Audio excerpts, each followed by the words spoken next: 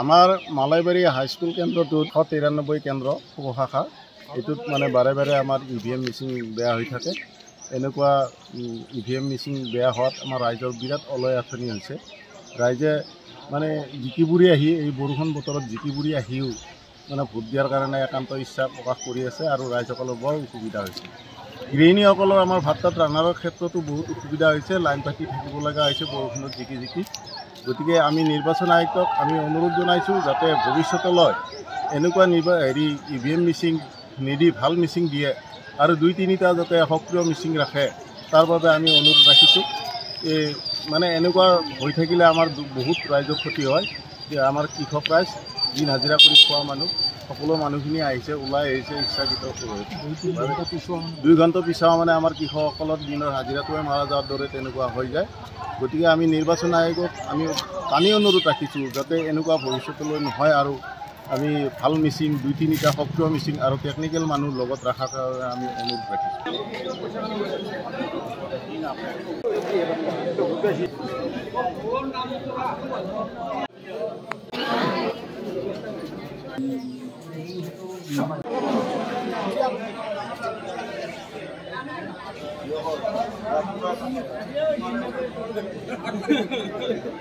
আমাৰ মালাইবাৰী হাইস্কুল কেন্দ্ৰটোত 193 কেন্দ্ৰ উপশাখা এইটোত মানে বাৰে বাৰে আমাৰ ইভিএম মেচিন বেয়া হৈ থাকে।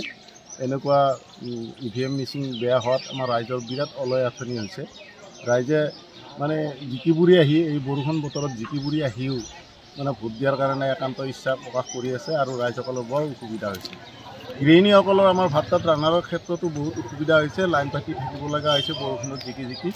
গতিকে আমি নিৰ্বাচন আয়োগক আমি অনুৰোধ জনাইছোঁ যাতে ভৱিষ্যতলৈ এনেকুৱা ইভিএম মেচিন নিদি ভাল মেচিন দিয়ে আৰু 2-3টা যাতে সক্ৰিয় মেচিন ৰাখে তাৰ বাবে আমি অনুৰোধ ৰাখিছোঁ। মানে এনেকুৱা হৈ থাকিলে আমাৰ বহুত ৰাইজৰ ক্ষতি হয়। যে আমাৰ কৃষক ৰাইজ দিন হাজিৰা কৰি খোৱা মানুহ সকলো মানুহখিনি আহিছে ওলাই আহিছে ইচ্ছাকৃত 2 ঘণ্টা পিছাও মানে আমাৰ কৃষকসকলৰ দিনৰ হাজিৰাটোৱে মাৰা যোৱাৰ দৰে তেনেকুৱা হৈ যায়। গতিকে আমি নিৰ্বাচন আয়োগক আমি অনুৰোধ ৰাখিছোঁ যাতে এনেকুৱা ভৱিষ্যতলৈ নহয় আৰু আমি ভাল মেচিন 2-3টা সক্ৰিয় মেচিন আৰু টেকনিকেল মানুহ লগত ৰখাৰ কাৰণে আমি অনুৰোধ ৰাখিছোঁ।